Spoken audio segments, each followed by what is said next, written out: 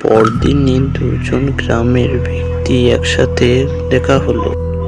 ভাইপো, শুনলাম নাকি কাল রাতে ডাইনিটা একজনকে মেরে ফেলেছে আমাদের গ্রামের। হ্যাঁ দাদু, তুমি ঠিকই বলেছ, আমিও তো তাই শুনলাম।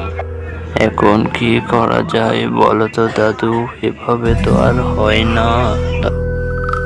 তুই কোনো চিন্তা করিস না ভাইপো, আমি একটা তান্ত্রিকের কাছে যাচ্ছি, ও সব ঠিক করে দিবে।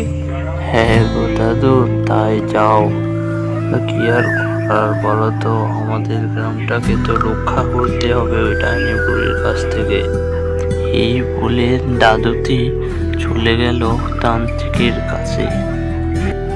তান্ত্রিকটি মন্ত্র করছিল, আর তখনই বুড়োটি আসে তান্ত্রিকের কাছে।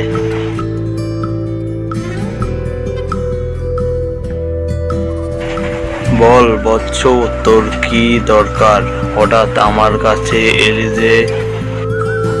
আমাদেরকে বাঁচান সাধু বাবা, ওই ডাইনি বুড়িটা আমাদের গ্রামের সকলকে মেরে ফেলবে, আমাদেরকে বাঁচান আপনি। তুই কোনো চিন্তা করিস না বৎস, আমি ওই ডাইনি বুড়িটাকে মেরে ফেলবো। তুই যা, ফিরে যা। আচ্ছা বাবা, আমি বরং আসি আজ। তান্ত্রিকটি অপেক্ষা করতে থাকে ডাইনি বুড়িটার জন্য, যে ডাইনি কখন আসবে আর সে মারবে তাকে। ডাইনি বুড়িটি গ্রামের দিকে যাইতে থাকে দৌড়াতে দৌড়াতে।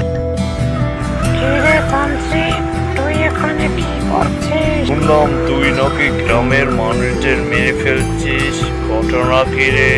তোর কি মরার পাখনা বাজাইছে? হ্যাঁ, বেশ করেছি, মেরে ফেলেছি, তোকেও মেরে ফেলবো।